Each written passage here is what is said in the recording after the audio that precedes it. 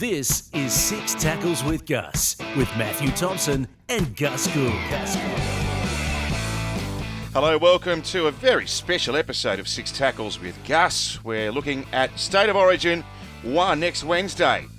Live, exclusive and free here on 9 from Adelaide Oval. But today we'll look over all the key selections. We'll have a chat about the niggling build-up and we'll ask the question, who might win?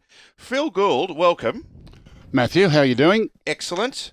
Very well. Now, you've been saying how much you don't not like Origin time, but you try and time your run with Origin. Can't peak too early. Can't peak too early. Well, can I just say you may have peaked because you have bought a friend for today's episode. Absolutely. Didn't come cheap either. No.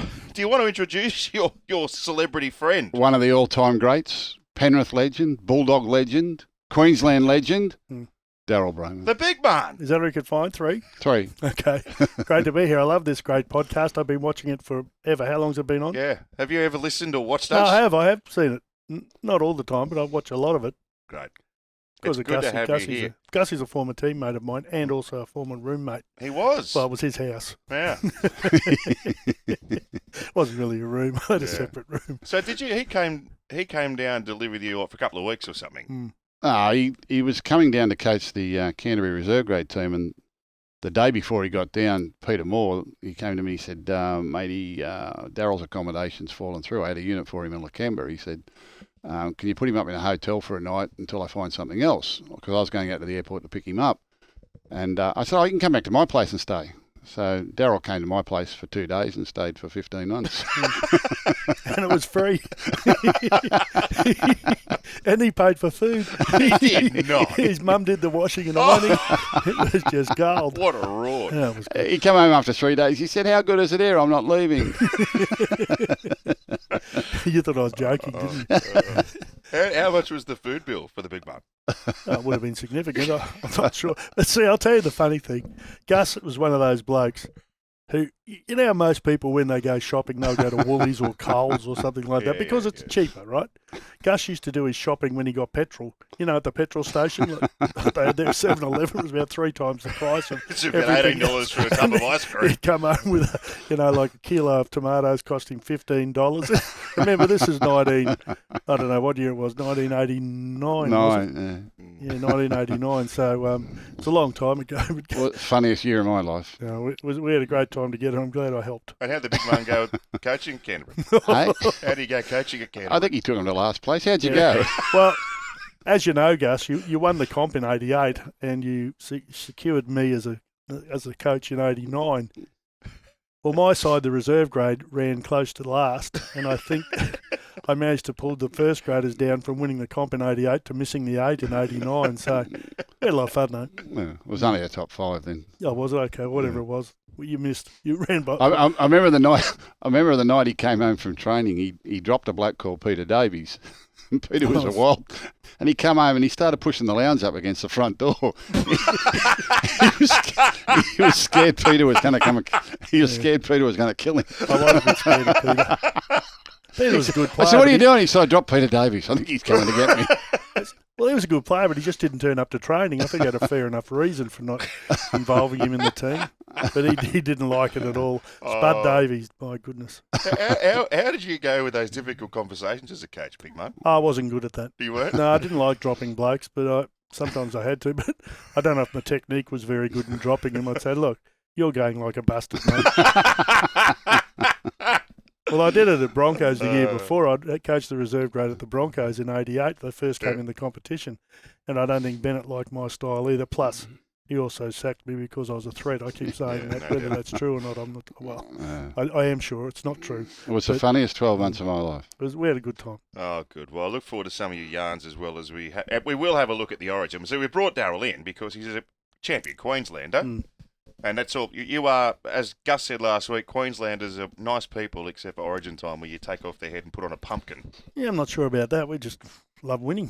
And we're used to it. Just go back a little bit of a history, because you came down to play with Penrith in 1979, but prior to that, you won the equivalent of the Rothmans Medal in the Brisbane competition up there, was it? Yeah, well, I did win the Rothmans Medal in the Brisbane. It was called the Rothmans Medal. They had one down here and one in Queensland. I won it in 1976. We'd run last, actually. I played for Norths up there. Yeah. And in 76, we'd run last, and I had a pretty good year. I played pretty well, but what was happening in those days, same now, you get a 3-2-1, and the referees used to give one to losing side just about every week, and we had a pretty crappy team, and I was the best player in the crappy team, so I just accumulated a lot of ones and ended up winning. It was great. Tell me about the Queensland competition pre-Origin days. What was it like up there? It's pretty good. Yeah. I've said all along, I think in those days, it was a really good competition. It wasn't as strong as Sydney, no doubt about that. But I've always said, I reckon out of the Brisbane competition, you could pick half a dozen players from each side who would make it in the Sydney competition. When I didn't ever really wanted to come to Sydney, to be really honest with you, because I didn't know if I could compete.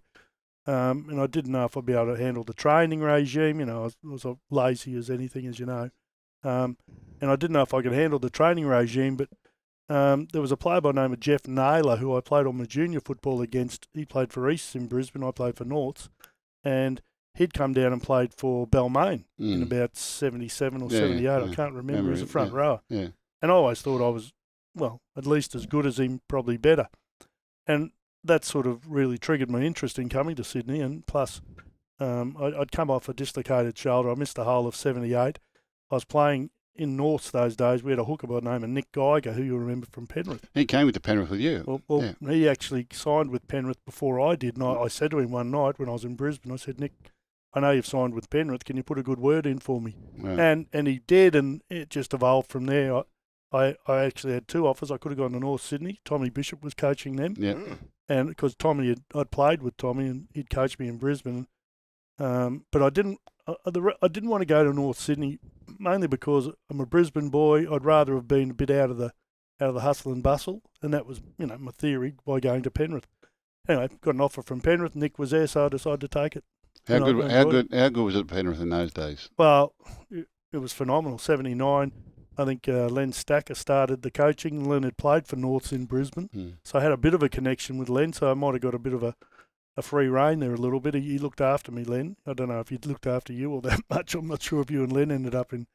Yeah, no, we were good. Yeah, okay. Yeah. Okay, but anyway, I enjoyed his coaching. I thoroughly enjoyed his coaching, and we didn't have a great side, but we did enjoy ourselves, didn't we, off the field? It was a lot of fun. So those days, like you say, a lot of the people out of that Queensland competition would come down and play for the Sydney clubs. The better ones would come down because this was the main competition, and the entire competition was in Sydney. All the teams were in Sydney. And then at representative time, we'd pick our New South Wales side, and we'd go to Queensland and play Queensland and belt them, but half our team might have been Queenslanders. Yeah, probably not half, but 3 or 4 would be normally. And you know what? I think that's probably in the short or the long term. That's probably one of the reasons in the early days the great success Queensland had. I think because the players who were up there, I'm talking about the Wally Lewises, Gene Miles, Mel, all those blokes who were still playing in Brisbane, remembered that and were aware of it. That the Queenslanders hated the fact that New South Wales would come up, spank their bum. And it'd have 3 or 4 Queensland players in the side, going against Queensland. So when the concept of state of origin happened, the Queenslanders loved it. I mean, we thought, how good's this? And first state of origin game, Arthur Beetson, the greatest of all. He was our captain, ran out there and had a blinder. Where did you watch that game? I think I was at home, just watching it on television. I couldn't believe it. I thought, geez, this is amazing. 'Cause I know the New South Wales people hate it, but the Queenslanders just hated being looked down upon, and we thought we were looked down upon by the New South Wales people, and I think that's probably one of the reasons that we, the success was there in the early days. It was a story that I would tell in Origin camp every year about the indelible mark that left on young Queenslanders and even older Queenslanders who'd watched Queensland lose for many, many years. Arthur Beetson leading that team out, and Chris Close and Wally and all them great players, Freddy, and they came back and played in the maroon colours, and Queensland won that first game. Remember, it was going to be a gimmick, and Queensland won that first game. I think it was a Sunday. I think it was a Sunday night. I can't remember exactly when it was because I don't know if the New South Wales. I've heard a lot of the New South Wales boys who played in that game didn't really take it seriously. I think they played Tuesday night. Was it Tuesday? They didn't announce the team. They used to announce the team Sunday night, and you go up there and play Tuesday. Yep. So I don't think New South Wales took it seriously. Queensland certainly did, and belted us. So they decided to have another one the next year, and they belted us again. And then New South Wales said, let's have a 3-game series, and they belted us again. And they said, we need to play in Sydney. They did that. They belted us again. They just had they had an extraordinary team in those days, didn't they? Well, they did. Well, at the time, I suppose you hadn't really heard of a lot of the Queensland boys. Yeah. Like Wally Lewis, Mel, Gino. There's a heap of them who just Chris Close, Colin Scott, but Kerry Boasted, he might have been a bit after that, but Martin, John Rebo came from Sydney and played, for Queensland. Paul, forget his name. Anyway, good player. McCabe.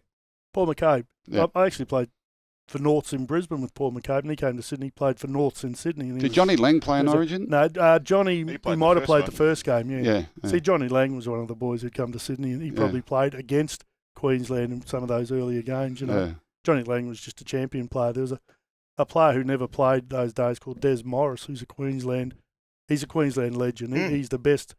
I reckon he's the best Queenslander never to play for Australia. Geez, he was a good player, but he might have finished by then. I'm not sure, but he was a really good player. He should have come to Sydney. Anyway, I don't know why. And on the back of that, so you said Queensland keep winning. It was Steve Mortimer, an old teammate of yours, and you coach. Do you play with Steve Mortimer?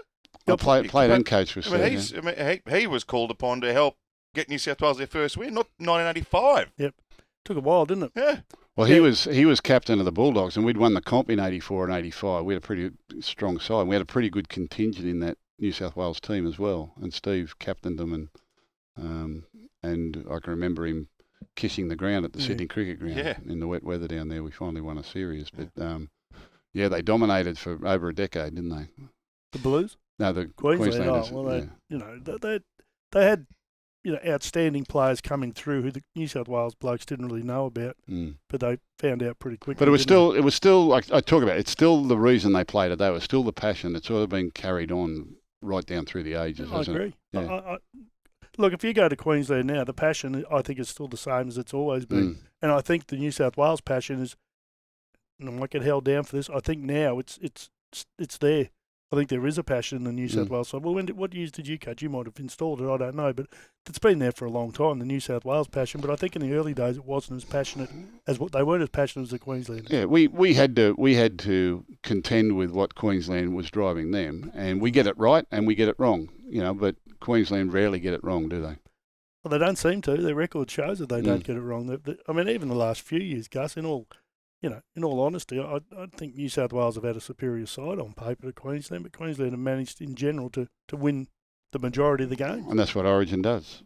Yeah, it's the amazing. 2020 series, well, after the post with the Nevilles premiership series. Yeah, I mean they had no right to win that. Yeah, but they had Bennett. Well, of course. Yeah, but you talk about the player for player superiority. New South Wales are all over them. No doubt. Do you want to play yes, no, our favourite? Yeah, I love that game. Do you? Have you ever played it before? Yeah, I played it with my wife. What we're talking about? No.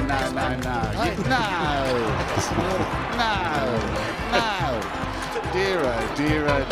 The answer's usually no. What do you mean usually? You play this with Dal, do you? Well, in the old days, we don't even talk now, so it's fine. I'm in a different room watching Do you know they text each other and they sit and watch the same show in a different room? Yeah, well, no, not always the same show. Like I'll sit in my room with the TV and text her, "What's for dinner?" About half an hour later, after she's looked at it, she'll say, "I don't know." I'll say, "Okay, I'll see you later." It's a wonderful relationship. I'll see you later. People think I'm G'ing up. You got him. You nearly introduced me to her, so it's your fault. What? Johnny's at Canterbury. Yeah. You introduced Darryl to Dale? Well, he didn't really, but he was there. Oh, that's too good. Shocking stuff from you, Gus. I was there. You might have to be a regular on this podcast. I was there. All right, first question to Gus. Is it still too early to talk Origin? Right, we're good. No. We're ready. We're ready to go. Okay. Ready to go. This is the week. Big Marn, from a Queensland perspective, now, thumbs up or thumbs down, Dane Gagai should be in the team. Yes! It's a peculiar one. Well, I'm surprised by it. He's one of those players, and there's been a number of them over the years who, when it comes to State of Origin, he lifts. I think Ben Hunt's another one who does it every year. And I think Dane Gagai, over his career, has been an outstanding Queensland performer. I'm surprised he's not in the side. I know he hasn't been going all that great this year, but that's the history of Origin. There's often been players picked who haven't been going great. There's been players picked from reserve grade in Origin, and for mine, Dane Gagai should be in the side. What do you think? He's been one of Queensland's best for a decade, and he always performs above his club form. Probably his defence in recent times hasn't done him a world of good, but by the same token, I was surprised because Latrell Mitchell they knew would be playing left centre for New South Wales, and that's a big ask for Hamiso, who's playing fullback on a weekly basis, to come in and mark him, because that's going to be a hot spot for them. New South Wales officials, coaches, aren't sure which side those centres are going to play on yet. They've got a feeling that Holmes might mark Mitchell. Well, he'll be playing out of position too. Yeah. I mean, it doesn't really matter who marks Latrell; they're going to have their hands full. But Hamiso, when Hamiso played for Queensland, he played left centre, I think. Yeah, he did. Yeah. Geez, the way Valentine Holmes defended on the weekend. Yeah, well, Val had a shocker. I've never seen Val have a bad game until the weekend. He was terrible. Yeah. I reckon he missed 8 tackles. Oh, he had plenty of mates. Stafford Tower. Yeah, but he's some of his one-on-one. Stafford Tower beat him 3 times in the one play. Pushed him over, waited for him to get up, pushed him over again. Then when he got up, he ran around him. Well, I'm hoping Val's seething from that effort, and I think he's another player. He's always a good player. But you put him in a Queensland jersey and he lifts, doesn't he? Big Man, on the subject of that, the Tigers will finish above the Cowboys on the ladder this year. Do you want a thumbs up or thumbs down? Yes. Can I do one of these? No. Okay. Yes. I'm going yes. Yeah, based on what I saw on the weekend, sides sometimes lose, but it's the manner in which you lose. They lost to the bottom side. Let's not forget that. They lost to the bottom side 66-14 or whatever it was, something like that. And they got absolutely spanked, and they had no excuse. They had, I think, pretty much their best side out there. I'm not sure who they were missing, but they weren't missing too many big names, and the effort was just deplorable. It was shocking from them. But the Tigers were good. I loved it. See, you know what I liked about the Tigers? And they've been trying it for most of the year, Gus, and you'd be aware of it. They're prepared to throw the ball about.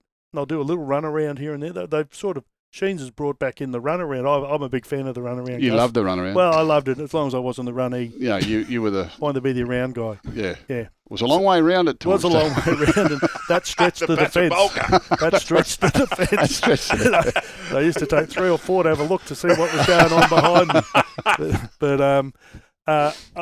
But I like the way Sheens has just done some different stuff, and some of the blokes he bought this year were really, really good on the weekend. Coruscant was great, and great for Luke Brooks to play well too. I'm really happy. When they lost their first 6 or 7 in a row, I said on 100% footy, I said, just hang in there, because they've got some really good kids in this side, some really good young kids, and they're not far away. And when they win one, they'll win a couple. And all of a sudden they won 2 in a row, and I thought they were really good against South, even though it was 20-0. It was just probably a little bit of class beat them and a bit of experience. But then, they were terrific the other night. The Cowboy performance is unexplainable. It's inexcusable what happened there, because it was kind of like they just threw their hands in the air. I don't know what Todd Payton does. And I saw him at the press conference, and obviously he couldn't make any excuses. He said they beat us all over the park. They beat us in every area of the football. But the one area they beat them in is enthusiasm. The Tigers wanted it, and it's not as though you wouldn't be prepared going to Leichhardt Oval. It's going to be you know what you're up against. They're not kids. They're all first grade footballers. You know what you're in for. You've got to prepare yourself as a group and know that it's going to get a little bit daunting out there. They'd come off a couple of wins, the Cowboys too, I think, and put them back in the frame a little bit. 2 weeks ago, they belted the Roosters up there at Magic Round. It was amazing, wasn't it? They were shocking the other day. I've played in a lot of bad sides, and I suppose some of the sides I played in we might have been worse than that, but Well, we were on par at least. They were You, pretty you, bad. you single-handedly won grand finals too, Darryl. Well, of course, yes, good point. Gus, Yes. Pangai v Flegler. Biff? Question mark. No. You hope not, anyway. Now listen, Yeah. all right. This is what happens. See, Origin time. All of a sudden, you just want to promote the big hits and the shoulder charges and the biff and bring back. And that's all the talk is this week. As soon as they've announced Fifita Pangai, you all want the biff back on. Yeah, Where every other week of the year, everyone's blowing up. You can't biff. You can't do this. You can't do that. We send them to Azkaban if they sneeze on each other, don't we? I mean, it's just ridiculous what's happening. Now, I remember many moons ago. I wasn't coaching New South Wales at the time, but one of my players was playing for New South Wales, and New South Wales lost the first game of the series, and they rang me up and they said, "Can you make sure he has a big one tonight? Because we need a big one. We need a big one out." I said, "Yeah, I'll word him up. So I rang him, Mark Geyer. I said, "Mate, they need you tonight, mate. They're really." I said, "All right." Anyway, he got 6 weeks suspension out of it. He should have got life. I had to go and defend him at the judiciary, but I don't want anyone firing up Fifita. We've just got all that stuff out of him. So we don't want anyone firing up. And he won't do anything silly. I can guarantee he won't do anything silly. He'll play tough. He was really good on the weekend. His second half sort of lifted the Bulldogs to win that game against the Titans. And I will say that in a lot of areas of his game, he's improved remarkably under Cameron Ciraldo, and his discipline's been good. We really missed him the first 6 or 7 weeks of the competition because he was out with injury. So he's had 5 or 6 games under his belt now, and he played 54 minutes on the weekend and went strong. Bradley rang me Sunday night and said, "Look, we've got an issue. Jake Trbojevic is injured. The like for like is probably Fifita." And I said, "Well, what do you need him to do?" And he said, "We need him to do this and that." And I said, "He'll do that for you." So You think he'll start? I think he'll start. I don't think there's any point in bringing him off the bench. I think he needs to be out there and start, and then you can use him again later in the game. But I think he can certainly get out there and play his part. Yeah, look, just to sort of further dissect, I guess, the key selections initially. Just an observation I made having a look at both of these lineups, that they've picked teams to go out and win. Now, that might seem like a strange thing to say because you want to win the game, but I wonder whether Freddy might reflect on what they did last year, and maybe they were a bit defensive in the selection room. Well, that there's no suggestion of that now, is there? This is a team that's been picked with aggression, and players that are going to go out and grab that game. Oh, it's a great forward pack, but it's an outstanding back line as well. Cleary, Luai, Addo, Trbojevic, Mitchell, and Tedesco. I wouldn't say they're all in cracking form, but a lot of them are. But that's a good back line. They're going to be hard to stop. And Queensland's a bit, as Gus said before, you got Amaso Tabuai Fado in the centres, where he's not really, played a lot of football. And Val's only had a couple of seasons there. And also Murray Talangi on the wing, who hasn't been in sparkling form either. So, anyway, we'll see what happens, but I think Queensland will win. That's because I'm a Queenslander. That's right. That's why you're here. Why you're here. Your thoughts on what sort of a teams that he's picked, Gus? I mean, could you sum it up for us? It's a team that says he's putting a lot of importance on game one. He's kept his experience. He's got players in form. I'd imagine he agonised over the dummy half role, but I think Coruscant's good form in recent times with the Tigers, plus his relationship with the Penrith playmakers, Asai, Cleary and Luai, would have stood him in good stead. As predicted, he stuck with James Tedesco, despite the fact that his form and the Roosters' form hasn't been great. Tom Trebojevic's return to form on Sunday against Manly was timely. I think he always knew he had it in him, but it was nice for Tom to justify or take any doubt about that selection out. It always comes down to the forwards. I think Hudson Young is a reward for effort and a reward for good form. He makes his debut, but it's thoroughly deserved. And to me, he has all the makings of an Origin-type player. If he was a Queenslander, he would have been one of the first picked. So New South Wales don't often go like that, but Brad Fittler's done. He's picked a real worker and an effort player and a bloke who likes to compete on every play. That gives him a great bench. With Cameron Murray and Liam Martin, Nicholas Hynes and Junior Bolo, they've got everything covered on that bench in all permutations. So it's a really good side. I have no doubt, and I said prior to that they would have stuck with Tedesco and Trbojevic. The selection was easy once he played the way he did on the weekend, but prior to that, both he and Tedesco we're talking about Dylan Edwards at Penrith, who's done everything he could to get selected, and Campbell Graham from South Sydney had done everything he could. It would have been tough, but I think they've gone the right way for this one. I think the winner of Adelaide wins the series. I think that's how important I would be making this. Certainly for New South Wales. I don't think New South Wales can lose in Adelaide and win the series. Queensland might be able to do it, but not New South Wales. New South Wales need to win game one.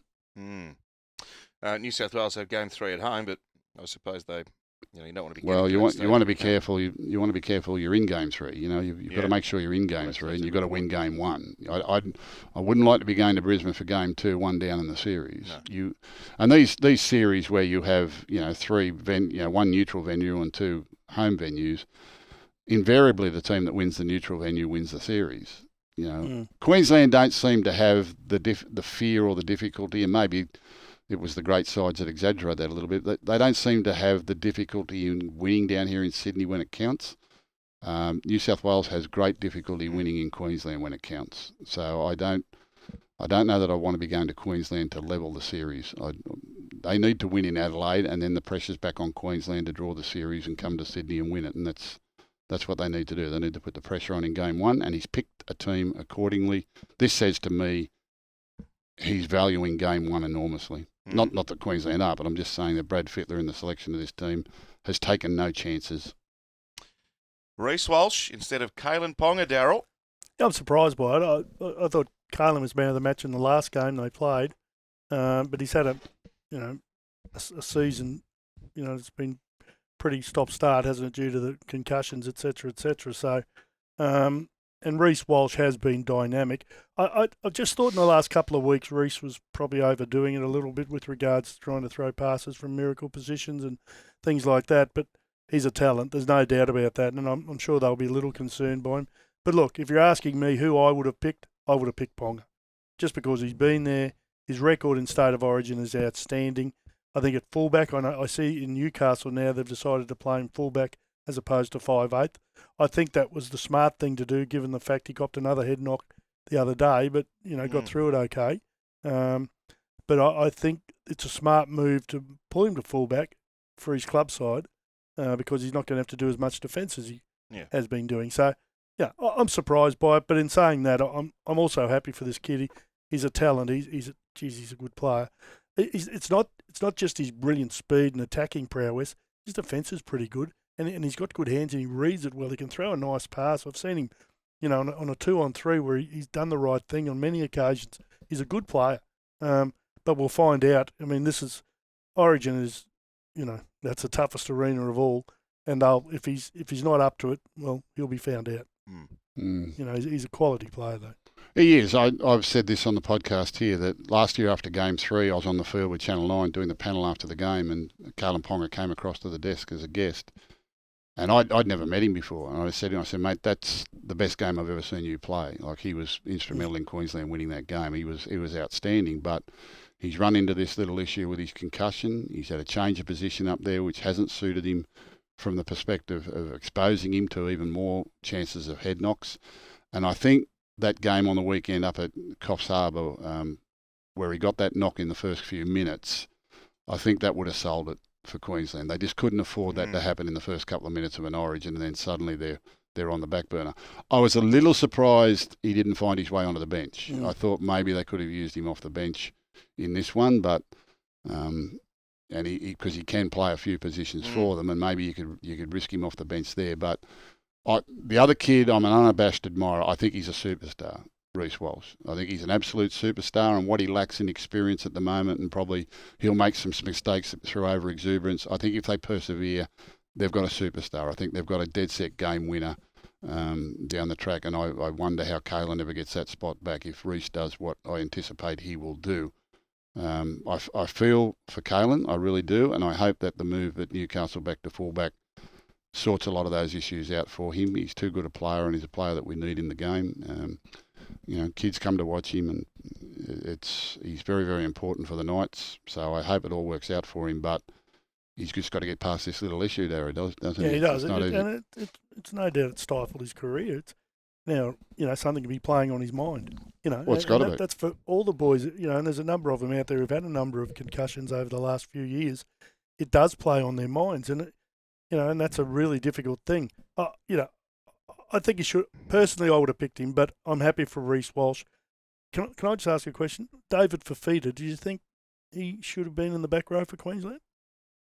That's a good question. I think David Fifita's last 12 months has seen a marked improvement in his attention to detail in all aspects of the game. He was always been a damaging runner, and he can score tries, and he tends to beat up on the weaker teams.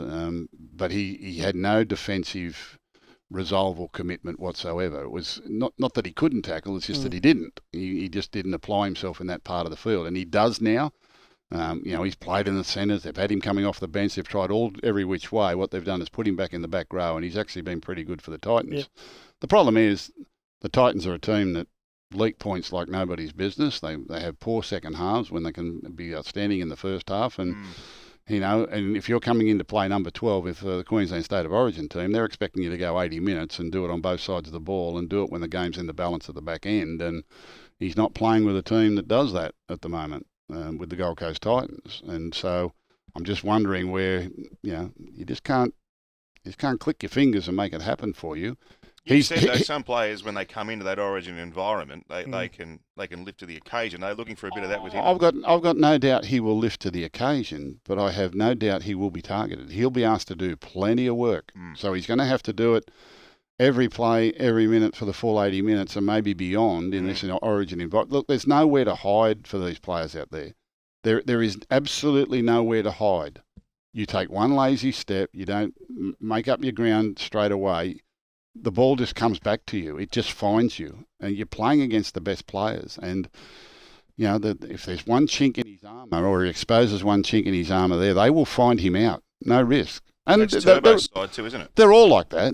Every player out there won't want to be the weak link in the team. But here's a player I think that's got to go. There's no problem when he puts the ball under his arm. Yeah. That's the least of his issues. And he's going to be a thorn in the side of New South Wales, and he can score a try, and he might even score the winning try. I don't know. But there are a lot of aspects to Origin football that are just more than grabbing the ball and running with it.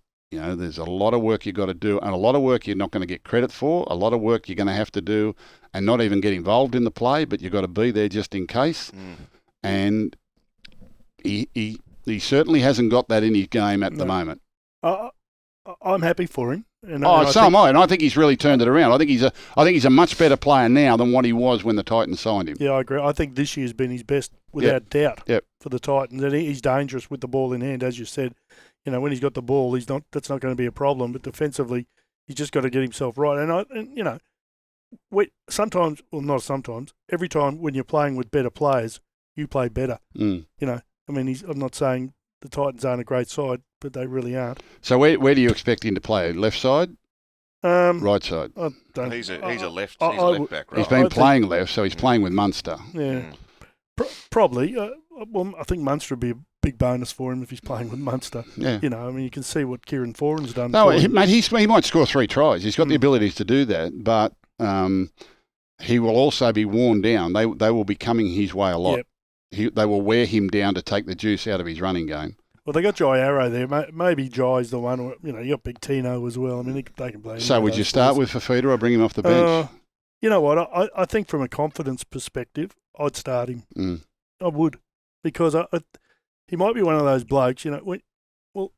Maybe it doesn't happen these days. But if you're named in a side, if you're named 1 to 13, and then halfway through the week the coach comes up and says, "Look, we're going to start you off the bench." I don't care who you are. There's some drop in you thinking, why? Yeah. What? They don't have confidence in me. They don't think I can do it. I think that's just human nature. Not the way you used to tell them. So, mate, you're going like a bastard. You're on the bench. Well, mate, I wasn't a very good coach. I don't think it's on the subject of starting and on the bench. My coach Warren Ryan came to me one day. He was going to drop me, and all he looked at me and said, "You're intelligent. You work it out." Great one. Oh, mate, he didn't have to say too much. He just had to look at you and you knew you were in trouble. Billy was asked about the number 9s. Now, Hunt's been named there and Grant in 14, but he didn't say a lot, actually, on Monday morning. But one thing he did say was that's TBC. What do you feel about that? Oh, me? Who Ben Hunt said that. I'm either No, way. Billy Slater. He was asked whether Grant might start. He said, well, we've named that at the moment, but that's something we have to work out during the week, so that's not locked in stone as to whether Grant will start or Hunt will start. Well, Grant's a fantastic player. I think he's the best hooker in the competition, personally. I think he's a fabulous player. But when Ben Hunt wears the number 9, he's a champion too. That try he scored last year to win the series for Queensland was phenomenal. And I think he played 9 that game, didn't he? Yeah, I think he was played number 9. He probably series. played a bit of halfback as well. I don't know where he was, but he was all over the place. But he was brilliant last year, and I think as I said before, from a perspective of wanting to start the game, I think Ben Hunt probably is the right choice. I think he will start. Well, they've had, he's been deadly coming off the bench, Harry Grant. So I don't know that they'll change that formula. I suppose we can speculate about that. I'm sure Billy's got a plan. But he has been. You're right. they're both 100% good, right, Gus. Harry Grant off the bench for Queensland, even in that game, I think, back in 2020 or whatever. That was his when it was debut, a game no. 3. How good was he when he came on? And he's done it a number of times since then. I think in Origin, I've said this a lot, when I was picking my teams, I like to pick my bench first. I like to have a really strong bench, and I wanted them all to be 80-minute players in case they had to be put into the action after 1 minute and you had to leave them out there. But my bench was my fallback option. It was also, if we were in front, did I have people that go out there and defend it? If we were behind, did I have people that go out there and change the course? Could they all play 80 minutes? And did it give me strategy? And I was blessed. My second stint as an Origin coach, I had a bloke called Craig Wing, who could come off the bench and play half 5'8", hooker, lock. He could play anywhere. But the minute you put him into the action tactically, as soon as you could see players starting to, not reset as quickly, or they're starting a bit slow up off the play of the ball, you could inject a bloke like Craig Wing and come off the bench, and you had a star, immediate star in the Just sharp, wasn't he? As soon as he got really out there. sharp, really sharp. And I had him replacing a bloke like Baderis. Now Baderis was one of the greatest hookers of all time, but in Origin, it didn't matter because what Craig Wing could give you for that 20 minutes, Danny couldn't do after making 30 tackles and everything else he'd done at that stage. So strategically, I think it's a big thing to have a bloke like Harry Grant sitting there just waiting for the right moment.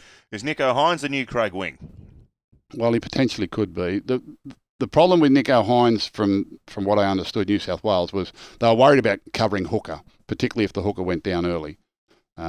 They've gone with both Cook and Coruscant, but Coruscant on the bench just covered one position. And if Cook was going well, how do you get him into the game?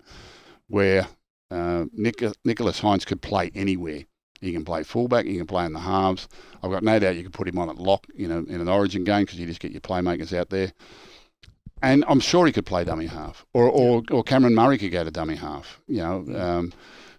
Sometimes you've just got to put someone there and tell them to do the job, and they'll do it. They're Origin class players. They'll do it. I think Nicho Hynes gives them a lot of coverage there, and tactically too. Like if New South Wales are down by 6 points with 10 minutes to go, who cares where he's playing? Just put him out there.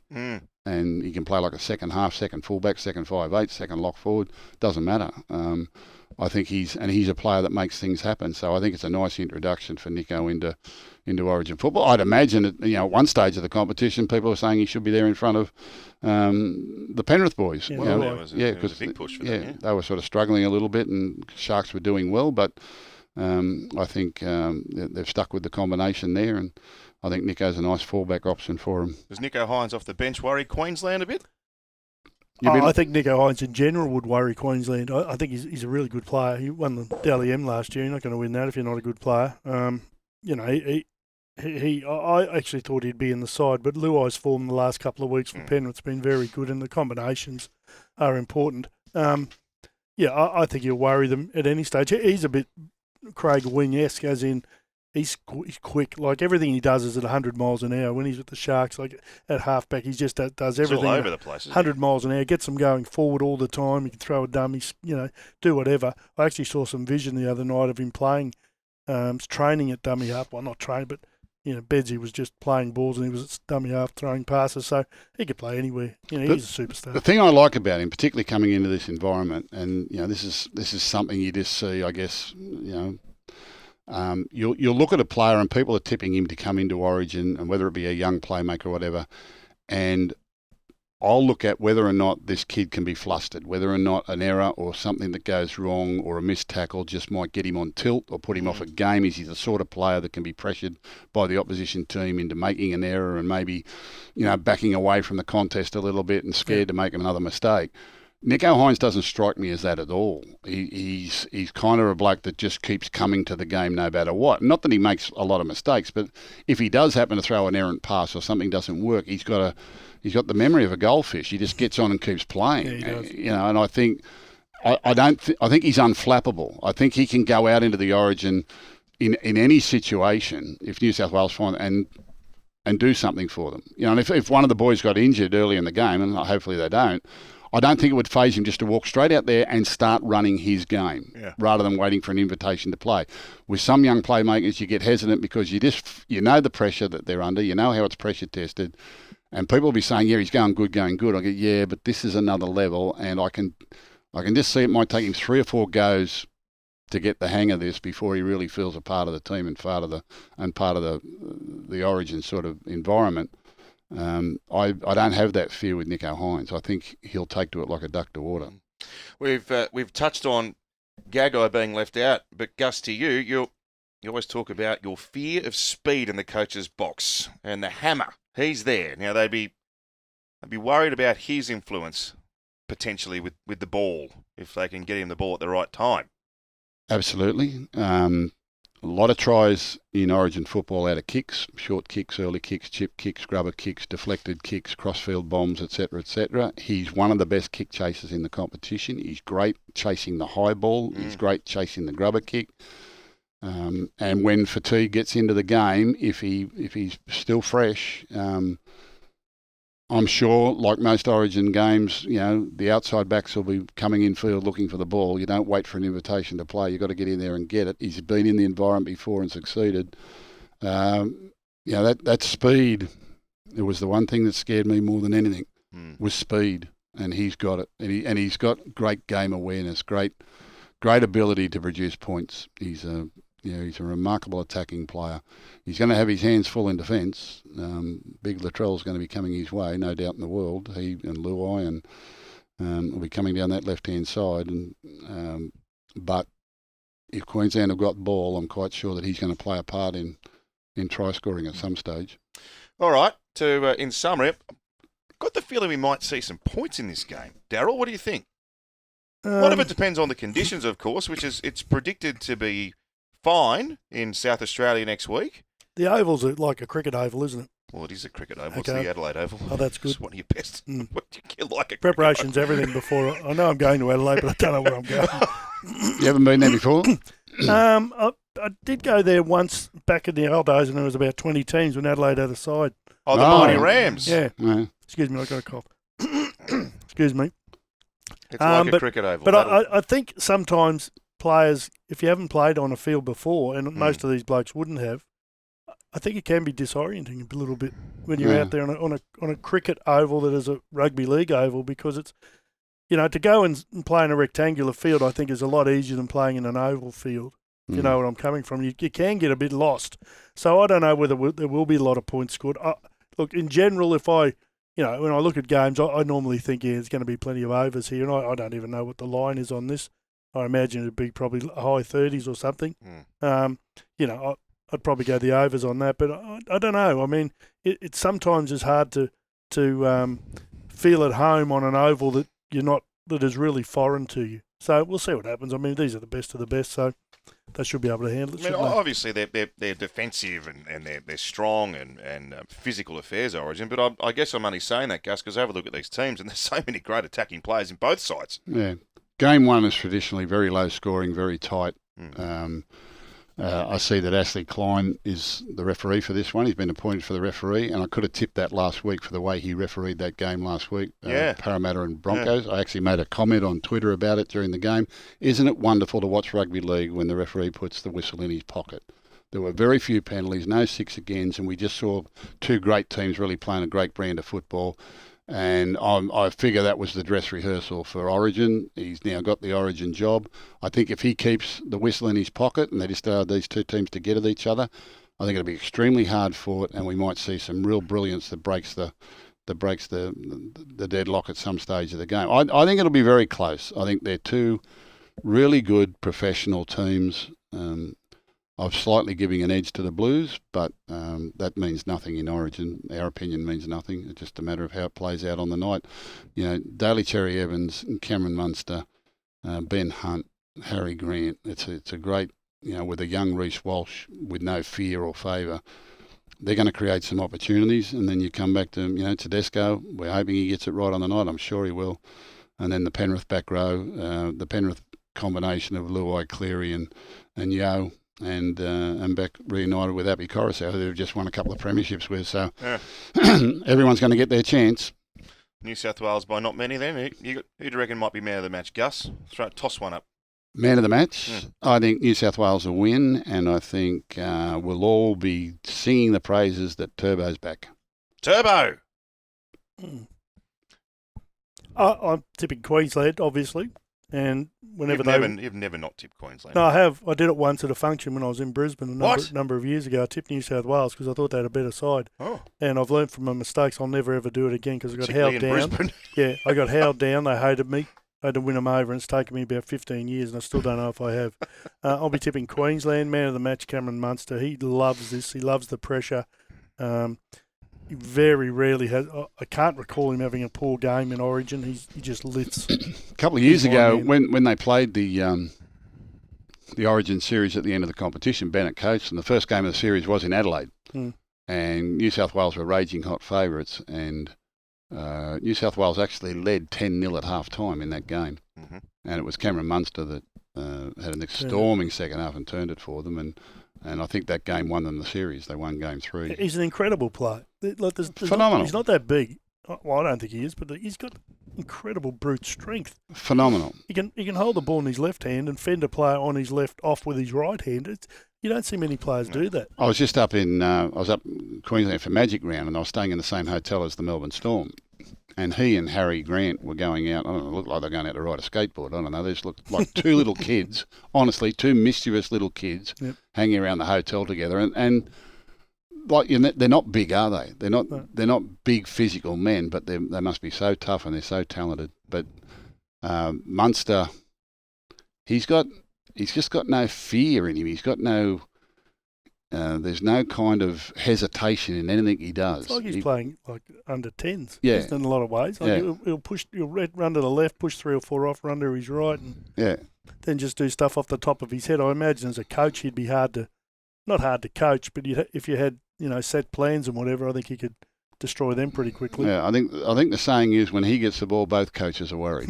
Yes.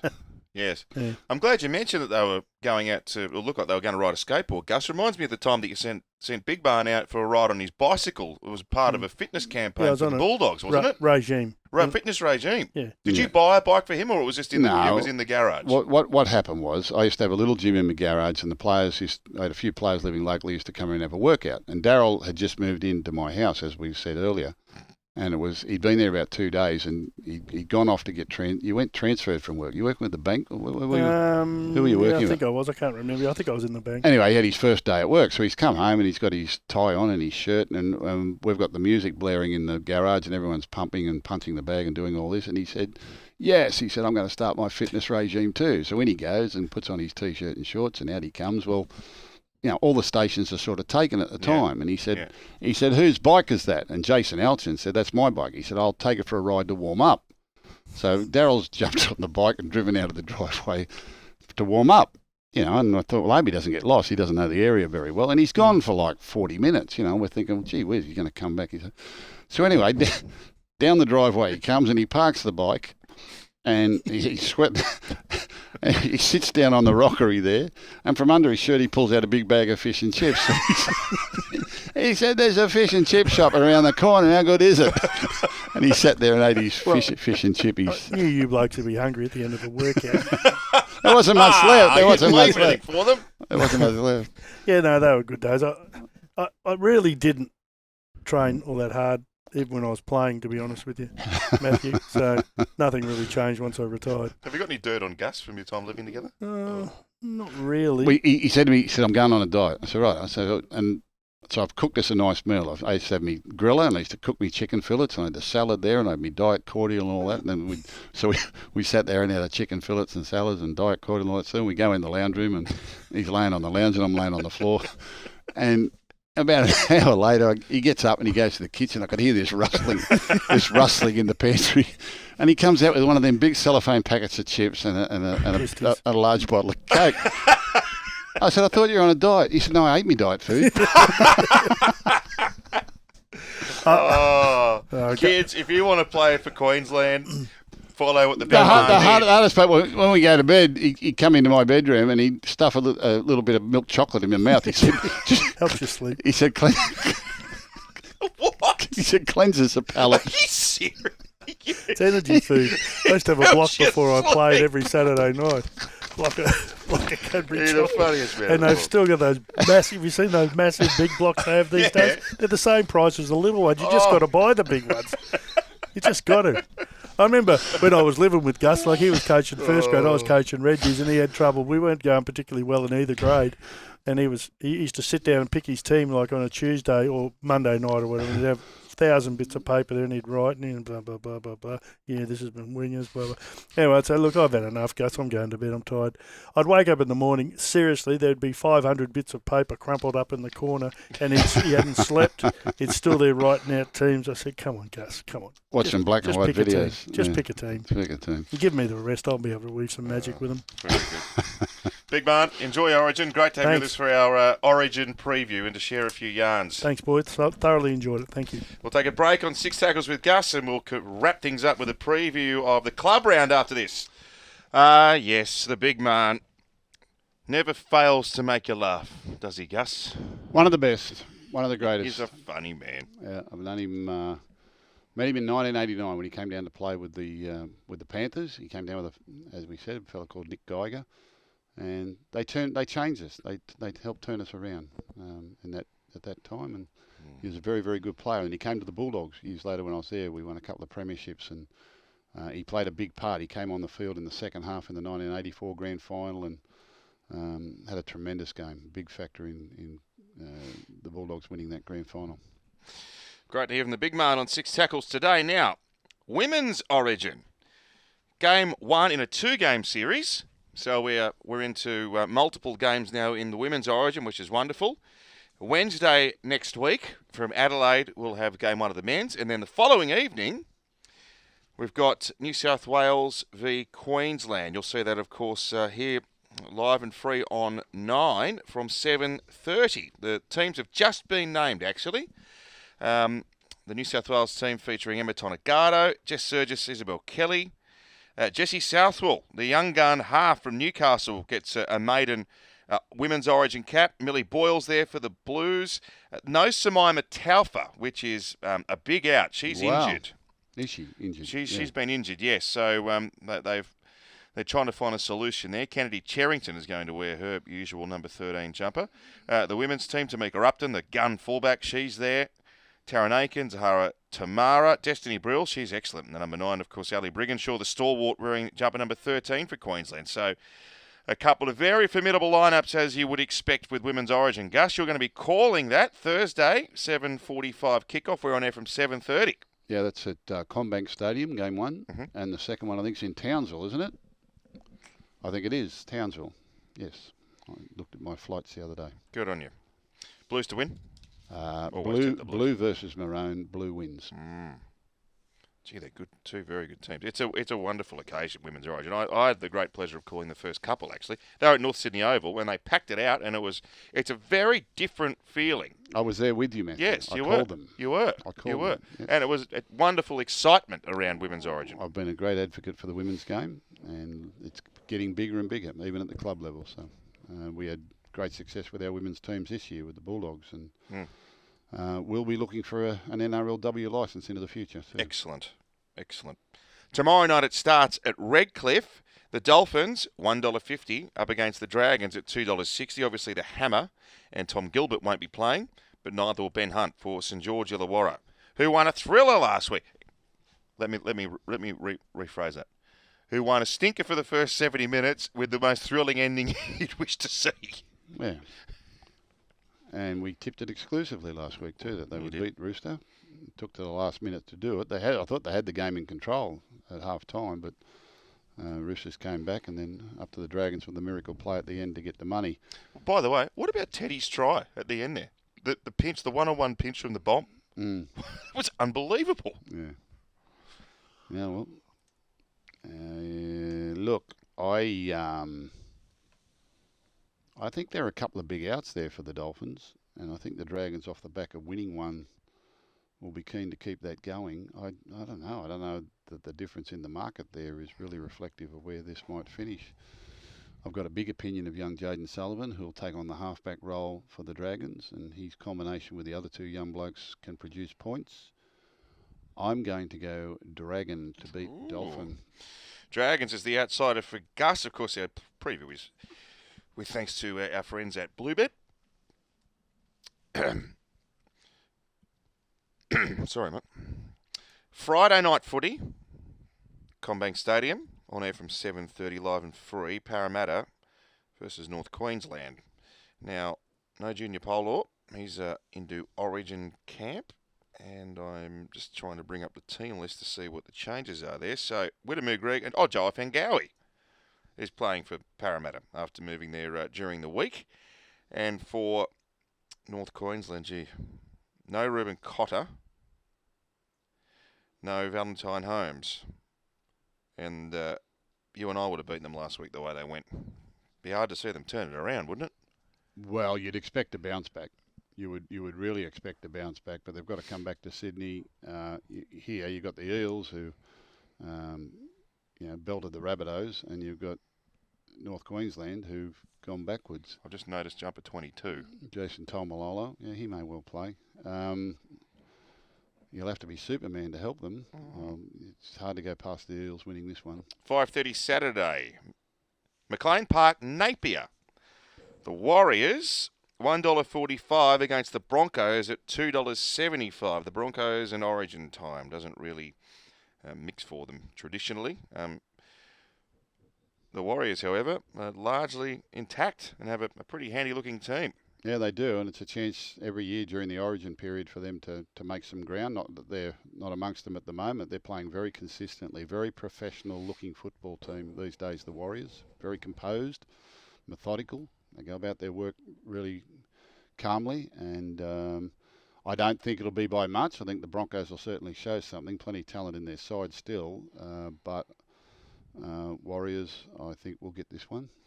All right, Saturday, 7:30, Rabbitohs $1.74, Raiders $2.10. The Rabbitohs without Latrell and Cameron Murray, and Hudson Young is obviously in Origin camp with New South Wales from a Canberra perspective. After a long winning run, that was one way to thud back to ground on the weekend. They got turboed. Yep.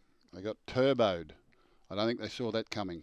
I really don't think they, after 6 in a row and returning home there against a Manly side that looked to be struggling, they probably didn't expect the game they got, and they got their pants pulled down. And normally they bounce back from that.